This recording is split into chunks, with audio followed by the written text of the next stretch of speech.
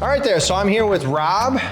He's gonna talk to us a little bit about sump pumps. Now Rob, as a homeowner, I think we're all kind of aware that we have a sump pump in our basement. But are there some different situations that a homeowner might want to choose one pump over another? Like there's plenty of options. Absolutely. So if you're in a high water area where really wet, foundation's got a lot of water. So how would the average homeowner identify that their basement has a lot of water? Can you see that on the wall, or are you just gonna So what you're gonna do is you're gonna check the pit. If the pit is always full of water, if your pump runs a lot, those are both identifying facts that you are in a low point. You collect a lot of water. If there is signs of water on the sides of the basement walls, that'll say that you got water and foundation.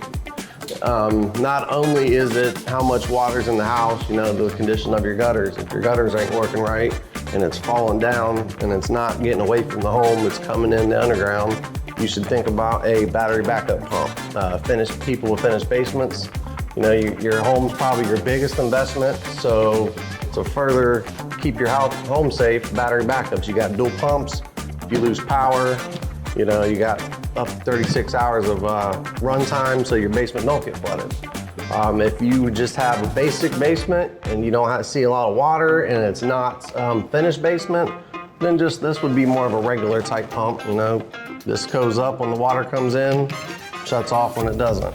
The flaws with these kind of pumps, these things vibrate, they move inside your pit. So when it's moving, it can get up beside a wall and be stuck open. Oh, this isn't attached to the bottom of the pit? Nope, so what you got is you got a fitting similar to this right here. Come up, check valve, height.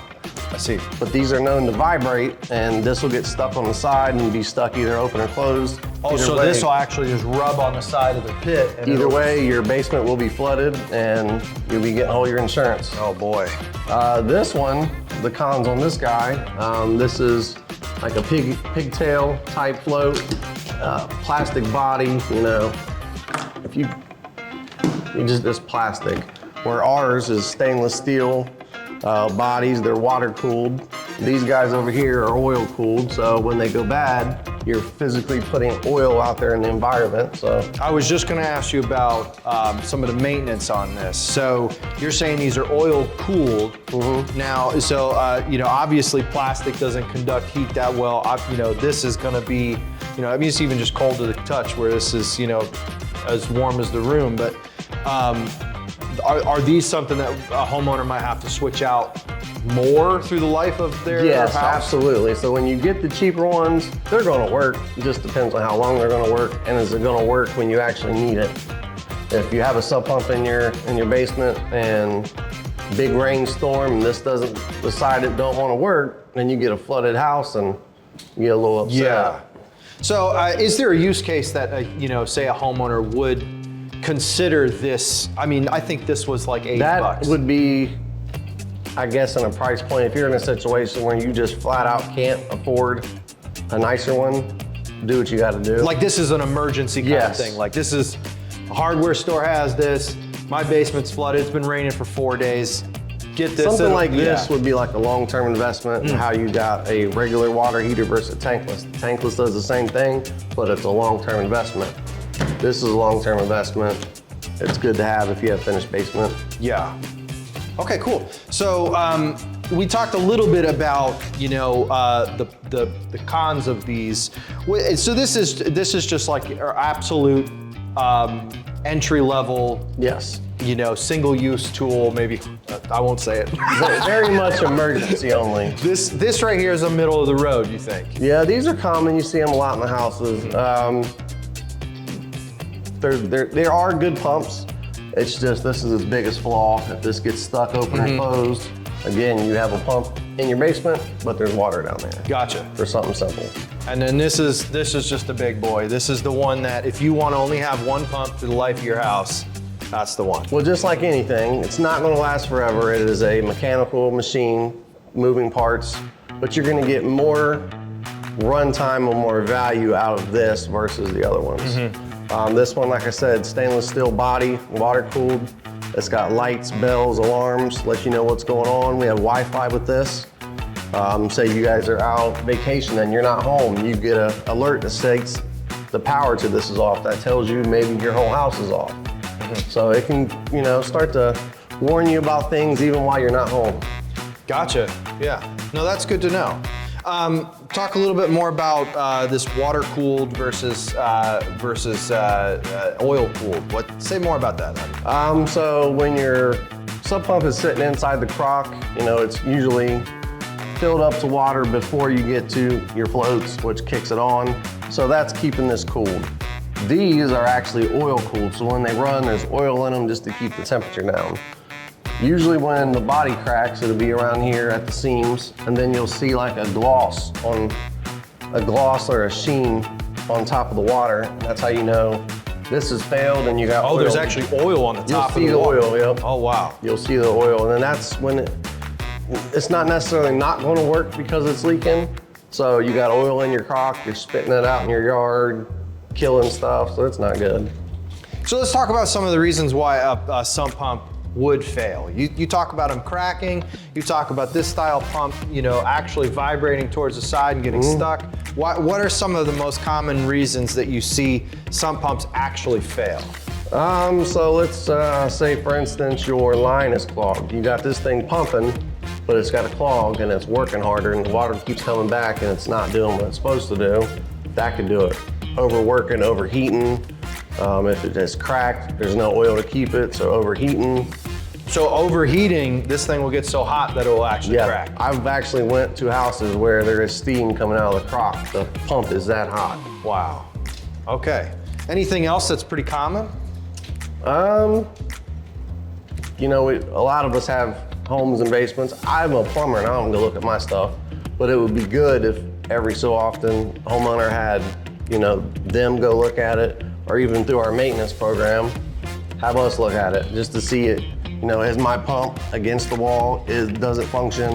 Do we need to have a conversation about possibly upgrading the battery backup? So. Another thing that came to mind was testing. Now, we've done that a couple times here at Apex. Something that we like to tell customers how to do on their own. I think it's probably a good one to explain what that is and how to do it. To test it, if you have something like this, you gotta take the lid off, kneel down, and physically lift this up. That'll kick it on. One of these, you gotta grab it and almost kind of shake it a little bit, because the way that one works, the water rises. That's how it kicks on with a switch in here. The positive thing about this one is you can literally just push this button and it runs a test on it. Nice. So it'll tell you what's going on. These ones will tell you if your battery's failed, if the secondary pump has failed, if you don't have power to the outlet. So okay. It's got all kind of good smart devices and smart things along with it. Lovely. So just to walk through it again, we have our main pump on. So at first, I guess what I should ask is, what do we call this system here? Is this just our standard pump that we give out? No, or is this is our ultimate flood protection. This is a Pro Series C22.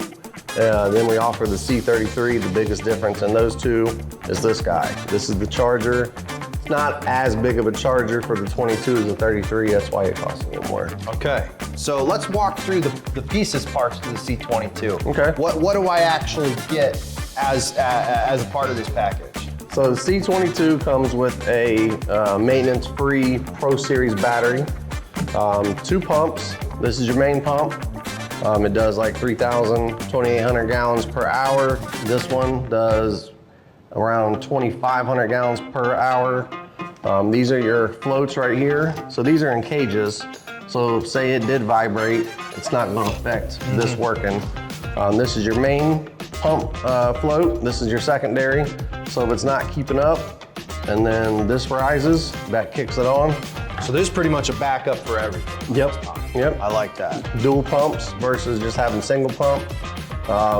The good thing about the 33 over the 22, like I said with the charger, is the secondary pump is AC, DC, AC. So it'll run off the battery or it'll run off the inside, but it'll run off the main power of the house first, so you're not draining your battery down as quick, versus this one always runs off the battery if the secondary pump kicks in. Lovely. So what kind of runtime can I expect when we're just on battery? So if your power's out Normally, in normal situations, it's out less than 24 hours. Lord forbid it's out longer than that. You got up to 36 hours of runtime with this. Is that continuous or is it? Yeah. Okay, wow. Oh, Yep. wow. So say, you're normally when you have an outage, it's due to a bad storm or something. Right. So you got a lot of rain still coming in. You got about 36 hours, something like that. Okay. So can we talk about price points? Like, what is something like this cost in parts and installed? What versus something like this and this? I mean, clearly, just the parts are gonna be more expensive, but say I'm trying to figure out, what my home needs. What's something like that look like as an installed? So these two, let's say you don't want to buy my product, you go and buy your own. By the time you buy it and pay us to do it, you're probably looking at about $1,000. To install this? Yep, that's with pump and everything. Something like this, you're mid 2000 if you get a Wi-Fi.